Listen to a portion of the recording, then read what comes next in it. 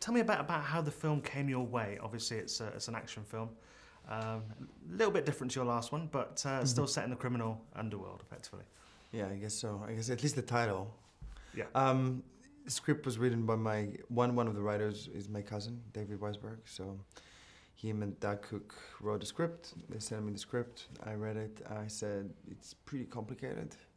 I don't know how to do it, and I'm not sure I'm the right guy. And then he said, well, what we need is some kind of a guidance into grounding it and to make it more of a character journey movie. So they were open about that. So we worked on the script for a little bit, and then I brought it to Lionsgate and to Millennium, and they said, we love it. Go cast it. Excellent. And obviously the script is set in London. Was that always the case? Was it always set in London? Or? No. It was originally set in DC. I went to scout the film, and I was really bored because I needed like a little bit of feeling of, yes, you know, the whole idea is like a fish out of the water. So you're taking somebody that never seen the daylight and he's in jail, and then after 25 years they put him out. So I guess DC could have played for the character, but the imagery was just like not right. I didn't want it to be the capital. I didn't want it to be something that we've seen 1,000 times. And even when I shot London, I avoided all the. I mean, I guess yeah, you see, you know, one shot of the big wheel or the big band like far away, but I really didn't focus on the obvious location in London. I shot the most of the movie in Southeast London and in Croydon. Yes. Which I don't think even most people here have been in Croydon. I've been to Croydon, unfortunately. Was that a conscious decision, though? You actually sought out locations that maybe the American audience maybe wouldn't have known about. So Croydon you mentioned, and there's you've shot at Blackbush Airport, which is in Hampshire, near where I live. Yeah. So was that, and obviously you lived in London, haven't you? So was that a conscious decision to search out the unknown locations? Yeah, for me it's also a lot about colors palette. So I think the UK is, you know, has a lot of grey and brown and somehow dark green. And then when you get the splash of the buses of the red, you know what I mean? It's almost like there's a good manipulation of imagery if you catch it in the right way. The only thing that I would recommend for the British government is to change the colors of the police cars and uniforms. They're a bit boring.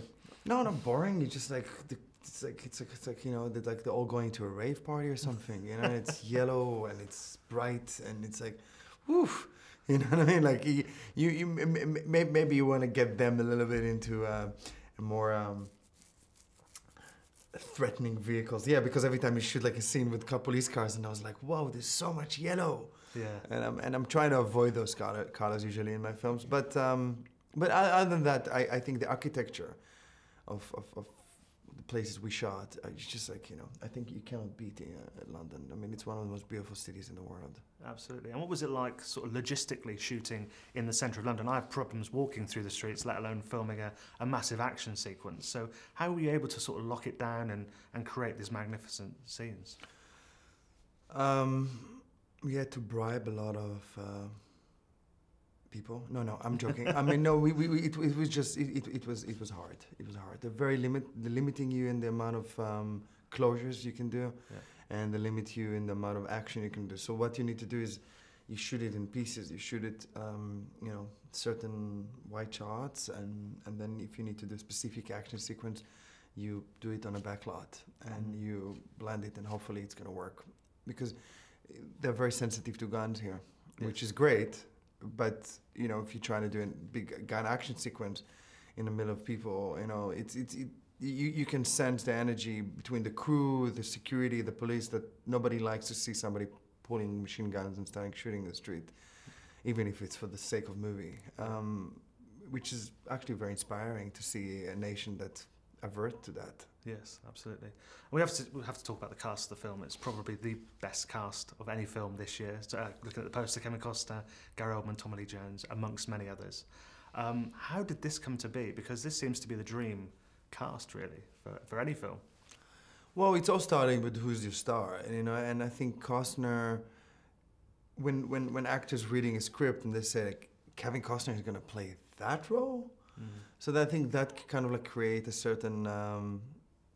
It's I don't know. It's something burning. Like I remember Gary told me, it's like, you know, you know, yeah, I love Kevin and we are friends and we did JFK together, but I gotta be on set and see what he's gonna do with that. So it's almost like they challenge themselves of seeing if people can do it. And then Tommy Lee Jones came and said, I thought Tommy's gonna be the head of the CIA first. Yeah.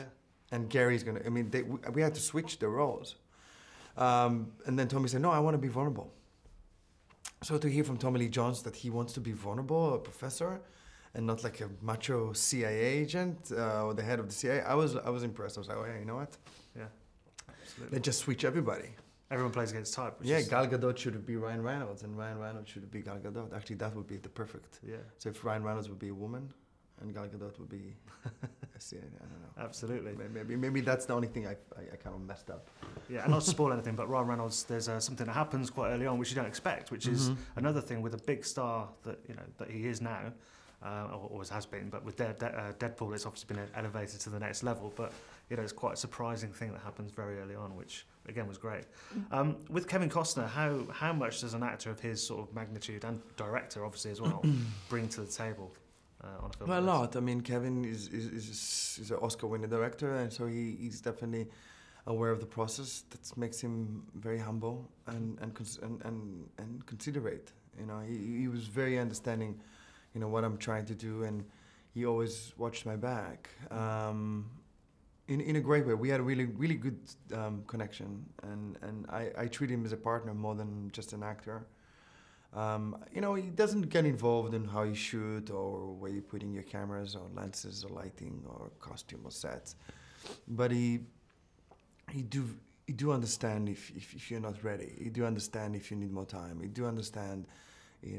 He gave me a great lesson and advices in editing. So in the post-production part, that was actually where I really felt that I have a real partner, because he knew, you need to suggest great moments that sometimes, you're thinking as a director, oh, they doesn't have the story, let's get rid of it. And then he said, no. Try and bring it back and force yourself to try things. Fantastic. Yeah. Great. And obviously you're building quite a career for yourself. Obviously we mentioned The Iceman. What's next for you in your Hollywood career? I wrote a script that actually a fellow Brit of yours is a very, very respected director. Is going to produce Ridley Scott. Okay. So I'm doing a movie for him called Blanco. Okay. And it's in the narco trafficking submarines world. A little bit like almost like a mix between Captain Phillips and Sicario. Okay. Excellent. Yeah. So it's a gritty film, and I'm very honored that he picked me. Fantastic. Yeah. Great stuff. Congratulations on the film, man. Good luck. Thank you, man. Cheers. Thank you so much.